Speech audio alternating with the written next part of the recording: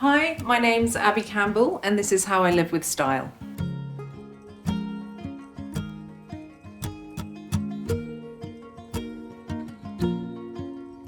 This house is in Camber Sands. I've lived here for a year and a half, but I bought the house 5 years ago. The renovation took me 3 years to do.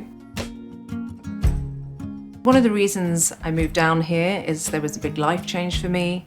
My children went off to university, which meant I didn't have to stay in London or near their schools.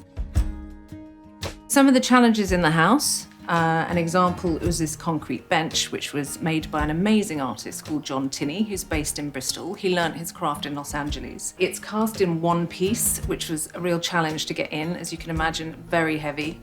And it was brought in by 4 people and slid in on casters. I had to take the radiator out, but it was a success.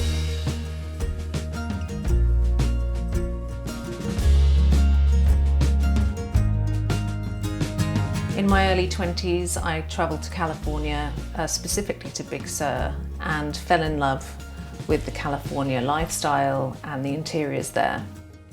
I always thought I would do the development in Joshua Tree. I eventually realised I would never get a green card, and my children live here. So I made my Joshua Tree here in Camber.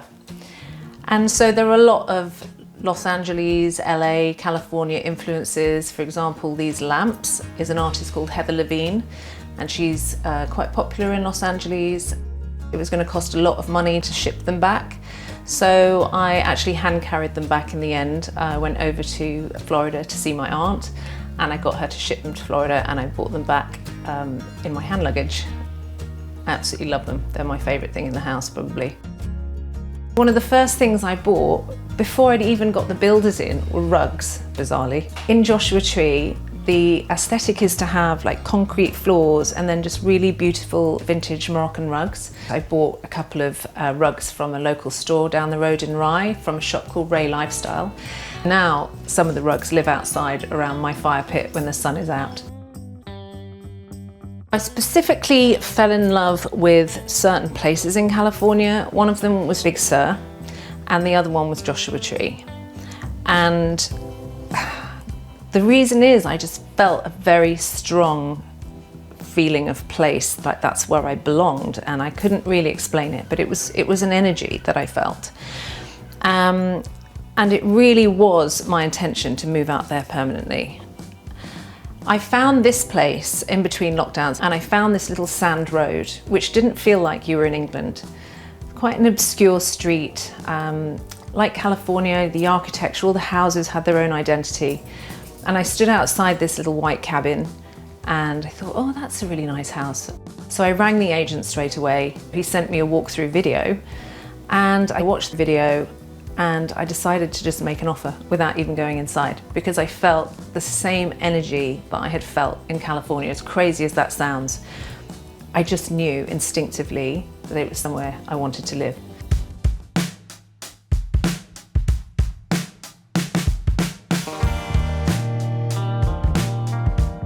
One of my favourite things about the kitchen is actually quite a practical thing. It's this appliance. The best thing about it, it's got this extractor fan in the middle. So when you're cooking, all of the smells and all of the steam, it just gets sucked down into this little hole here, which means you don't have to have an extractor above the hob. I used a company called Sustainable Kitchens for my kitchen, a little bespoke company out in Bristol. One of the biggest problems for me was finding the right timber to use. And I was a bit unsure about using veneer because I felt like it was a cheap option rather than solid wood. But after doing some research, I found out that actually the best kitchen companies in the world use veneer. So they sold me on that. And I really was interested in using olive wood because of the patina. But because it's veneer, it's match booked. So as they were sending me renders of what the kitchen would look like, I felt that they looked like massive vaginas on the surface of my kitchen, and I decided maybe that wouldn't be very good for resale. So I opted for oak. I really wanted natural materials. I was going to opt for a concrete bench made by the same designer who did my stove bench. But practically, in the end, I just decided a lot of cooking around this hob, which is sunk into the island, it would just leave it looking messy. So I opted for Caesar stone, which is much more practical. Before I even started the build, my sister was moving to Australia and she gave me this as a present, which is a little hand block print picture that she did for me, and it's called Abi's Joshua Tree. So it's there in pride of place to remind me of her. I miss her a lot.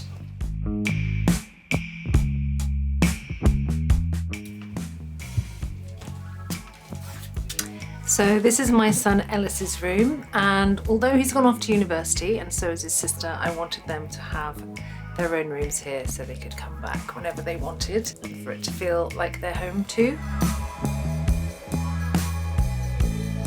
I had quite a lot of curveballs on this renovation. I ended up plastering the walls 3 times trying to get the right patterner, and I just couldn't get it right. So I ended up hand sanding all these surfaces with 3 different grades of sandpaper, and what you see here is the result. It's finished with a polyvine, and that's really important, especially if you want to use it in kitchens or in your bathrooms to seal the surface.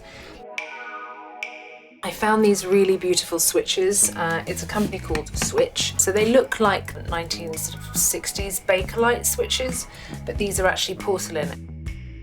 Because this floor was a floating floor, the front part of the house is timber frame, I had to level out all the floors with ply, and then rather than poured concrete, which just wouldn't survive on ply, I had to use micro cement, which is a really great product. It's time consuming, it takes about a week to put down because it's 7 layers. Just to add insult to injury, they ended up putting the wrong colour down, so I had to sand it all off and do it again. But the result's amazing. The colour's right in the end, and it's really easy to live with, especially when you live by the sea and there's so much sand coming in. I lost my parents at a very young age. I was 16 when my mum passed, and I was 29 when my dad passed away. I always follow my instinct with everything that I do in life, and I usually get it right. And when I look back over my life, I've made the right decisions based on my instinct. But there were so many curveballs with this house. I really started to question whether I was being sent a sign from my parents to down tools and stop. But I pushed through and I made it work, and I feel now that the signs are that it was the right decision, and they maybe helped me get past all of those stumbling blocks. Down here in the hallway is a camel belt, which is from Rajasthan. My dad was Anglo-Indian, and it's a little nod to him in here. It's made by the tribes in Jaisalmer, and they used to wrap them around the camels, and they tell a story of the tribe. It was rather beautiful.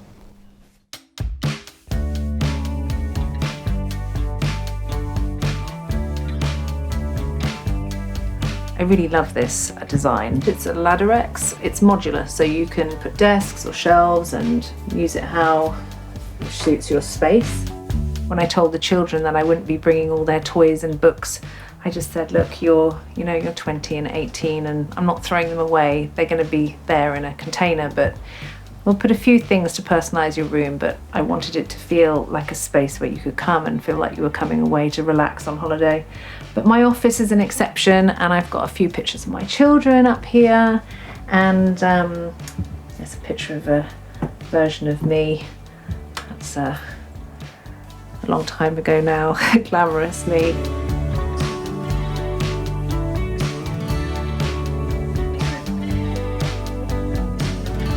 A lot of Mediterranean homes, desert homes, they all seem to have open wardrobes. And although I'm not the tidiest person in the world, I love the aesthetic. It's very easy to get a picture off Pinterest and think it's going to be easy to make, but I ended up making this out of MDF and coating it with micro cement, which gives the same look as it being solid stone, but it's cheaper and easier to make. And these are Mark Lewis. He does really beautiful brackets in bronze, and the sapele fittings which match my doors. Through these doors here is my ensuite bathroom with my bath, and I opted out of putting a shower head in there or a shower handle because outside I have my beautiful outside shower. This is my gorgeous outdoor shower. It's so lovely. I Got the tiles made from a company called Smink Things, and I wanted to bring this feeling of sunshine and the sunset and all the colours of the sapele doors. And also these pick up the plaster walls inside. My bedroom access is directly like a straight line to the shower. I can see myself just coming out and having a really lovely hot shower outside and feeling the elements, and I might even try it in the rain. I hate to admit that I'm a cat lady, but I am. This is Ziggy, my little dude, and everybody falls in love with him. I don't have any problem asking people to cat sit. This house has become so much more than I thought it would be for me. It's an absolute refuge and a retreat. I live 100 meters from the beach. I walk down in bare feet. I take a bag with a towel and I put it at the water's edge and I swim and I come back in my robe, and I don't even need to sit on the beach if I don't want to. The dunes, the energy on the beach feels different every time I walk on it.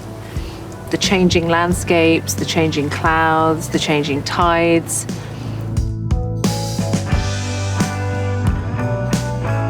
I'd lived in London since my mid-20s, and I was really astounded to find a place of such outstanding natural beauty within an hour and 10 minutes of London. And people are really surprised when they come and visit me at how gorgeous it is. The light pours in through all of the doors at the back of my house into my office and the living space, and it's just filled with light all day. It makes for really good energy inside the house. Like, you really do feel it when that light pours in.